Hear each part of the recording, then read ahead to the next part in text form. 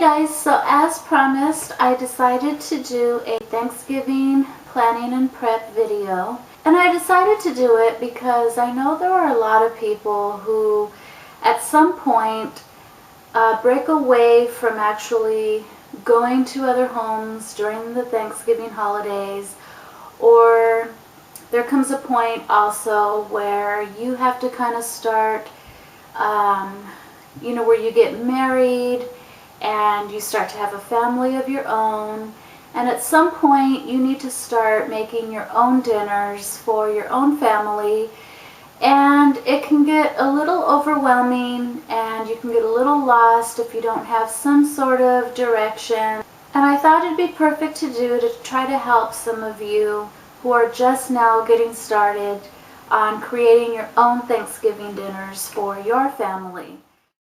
The month before is where I basically start to envision my Thanksgiving dinner.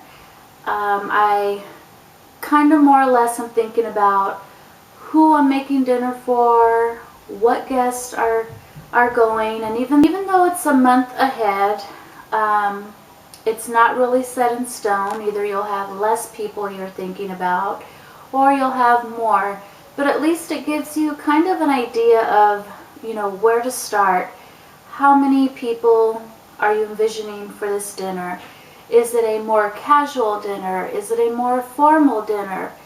And you start to kind of take inventory too of the space, the amount of things that you have.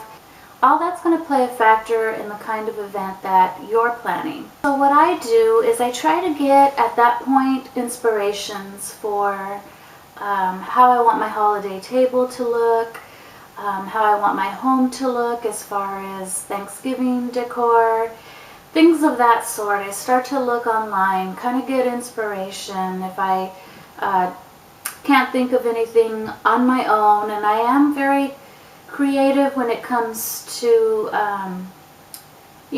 to decor and those kinds of things, but sometimes I just have a blank space in my head. I have no idea, and I kind of go online to kind of get inspiration as to what hits me for that particular year. If I see certain crafts that I like, then I will start to make them a month before at that point. Purchase all your plates and silverware or things that you may need, new placemats or charger plates, things of that sort. So, October is when you start to envision, start to think about what you want to do, and by late October is when you will start buying those things, doing any crafts, getting all your decorations. So weeks ahead, which is basically early November, middle of November, is when you're going to want to start to see how many guests you're going to have at your event, more or less. I know this is going to change as it gets closer to the event, but you need at least some sort of number to go by so that you can have, better planning. So what you need to do is determine how many guests you're going to have, and at that point you can kind of plan your meals accordingly. So your turkey or any kind of side dishes, what you don't want is to make an overabundance of food and you only have 4 people. So 4 people as opposed to 12 or 20. So you have to plan your meals accordingly. So make sure that you have more or less a guest count and plan your meals according to how many people that you're going to have. And that also will determine the size of turkey that you're going to need. I mean, if you don't have 20 people coming, then you certainly don't need a huge turkey. You can just buy a small turkey. So I usually make the same meals every year. There may be some years where I see a recipe online or maybe on the Food Network. Another thing that I do is I make a to-do list, and that's basically helping me with the things that I need to do from the point of where I'm at, which is the middle of November, weeks ahead, to actual Thanksgiving Day. And there will be another to-do list on that day. But for the most part, what I want to have is some sort of organization as to what I'm doing weeks prior to the day. As I said before, sometimes there's new recipes. This would be a good time to print out any recipes you saw online. If you saw something in a magazine, anything like that, or on the Food Network, this is a good time to gather up all these recipes and things that you'll need and just kind of keep them, in a folder of some sort, and keep all those things together along with your to-do list, and to be a little more better organized. This is a time where you will write down all of those things that you need so that you're not later on in a rush scrambling, thinking about all this stuff you have to do. So in the meantime, as you're writing down all these things, when you have the opportunity to get them, start getting all that stuff weeks ahead, and then just check them off as you do them. Maybe you just have everyday plates and you want to make a first impression, or you want it to be a little more elegant, then you might need to buy, a box of plates, something like that. So make a list of all these things that you need to go out and get. Another thing you're going to need to do is to make a grocery list. One of the things that I do is I have different grocery lists for various stores that I go to, because they all have different things that I need. For example, I think November is the time where I really go out and buy all of my spices. I have the whole year to use all those spices, and then by November I'm going to need to replenish and buy a lot more, because I think that's probably the time of year we use most of our spices. It just 100% has to be Thanksgiving. I can't imagine any other month. But where I like to buy my spices is a store called World Market. And so I go ahead and I write down what spices I'm out of or that I'm short, and I will go ahead and replenish and stock up at that point all of my spices. And I like that store because they have a whole array of spices, and they're reasonably priced as well. So I write down a list for World Market. If I need any kind of plates or glasses or household things, anything like that, candles, then I will have a list for Target, and I will write all of those things that I need. And then of course groceries. I know for me, we get our meats at a particular store because they have a lot of nice meats and they're reasonably priced. And so we don't typically shop at just one grocery store for all of our needs. We may go to Costco for some things. We may go to, other grocery stores for those other types of things we need. So make sure that you have different grocery lists for those particular stores that carry all the products that you need. 2 days before your event, you're going to want to defrost your turkey. And what I basically do is I will either purchase a little tub at Home Depot, and I'll go ahead and just leave it in there to defrost.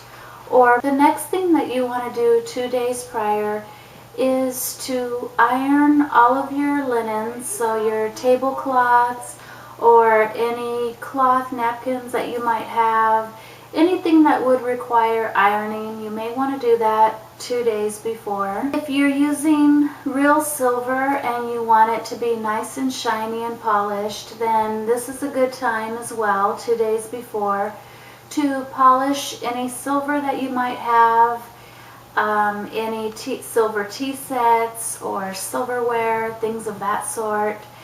If you have special plates or a set of plates, you know, a whole set of dishes or china that you have.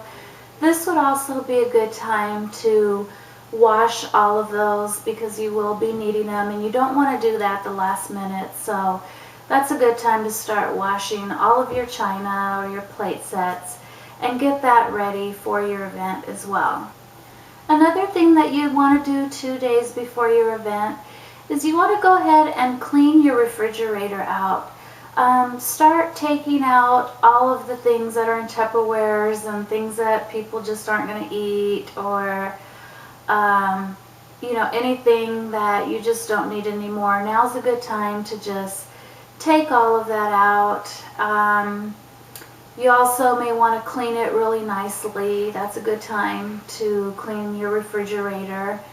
And just start taking away all those things that are maybe old or expired, and make enough room because you're going to start to do your grocery shopping in the next few days, and you're going to want enough room to place all of those items that need to be refrigerated or frozen.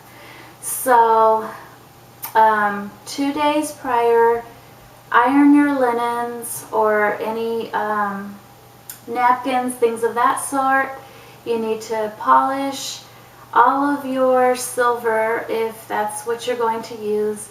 Also clean all of your plates or dishes or china sets, things of that sort. And also clean out your refrigerator. Make it nice and clean to have all of that food fit real nicely in your fridge. And you'll just feel comfortable also knowing that it's really, really clean as well. The next thing you want to do the night before is also do any meal preparations that you can. So if you have pie fillings that should be made, any kind of pie dough, if you have breads that you're making homemade, this would be the time to make them, or at least the dough. And cornbread, if you're using homemade cornbread for stuffing or just for dinner itself, things of that sort. So if you have any of those things to do, try to get them done the night before. Also, any kind of cutting of vegetables really helps out with time. I can't even tell you how much time I've saved just cutting up all those things the night before. And just placing them in Ziploc bags, you know, cut up a lot of celery, carrots, things, onions, garlic, things that you'll need for all of your meals.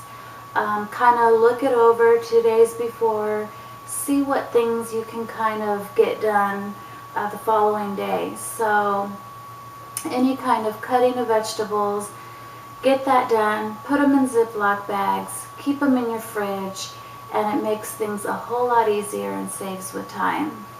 Also, don't be afraid to put people to work. I have 3 daughters and I put them to work all the time, and Thanksgiving is really no exception. Of course, I have them do things that they can do, so they can cut onions and garlic and things of that sort. And I have them just sit at a table with cutting boards and help out. My grandmother would put me to work as well, and she'd have me cut carrots and whatnot, and I still have those memories today. So not only is it a chance for you to get a little extra help, but it also is creating the memories of you with your children, or you with your sisters or family members. The last thing that you want to do the night before is write out your to-do list for the day of. So it kind of helps you out with all of the things that you need to do that day, because it can get a little overwhelming, a little frustrating. You have all these things to do, and it just helps out when you have a piece of paper directing you and just helping you be a little more organized with your time and your tasks. The next thing I'm going to talk about is the day of. And what I do is I want to make sure that even though I'm in the kitchen and I'm going to be busy and I have a whole lot of things to do, I still want to make sure that my guests are comfortable and that they still have things to eat while I'm in the kitchen and I'm busy. So what I do is I leave out snacks, and one of the snacks that I put out are maybe a bowl of nuts, or a cheese and meat platter, or a vegetable platter, things of that sort that I kind of leave on the tables. Of course, there's football on Thanksgiving, and so everyone can just kind of sit down and grab those little things as they're watching football while you're in the kitchen cooking your Thanksgiving dinner. If you only have one oven, then chances are you're gonna need it for your turkey, most likely. So what I suggest is all of your side dishes, I would bake all of those first. I recommend, this is something I do. I don't know how it works for other people, but for me, I take care of getting the side dishes that require me to use my oven. I get those out of the way and I bake them, and that way I can dedicate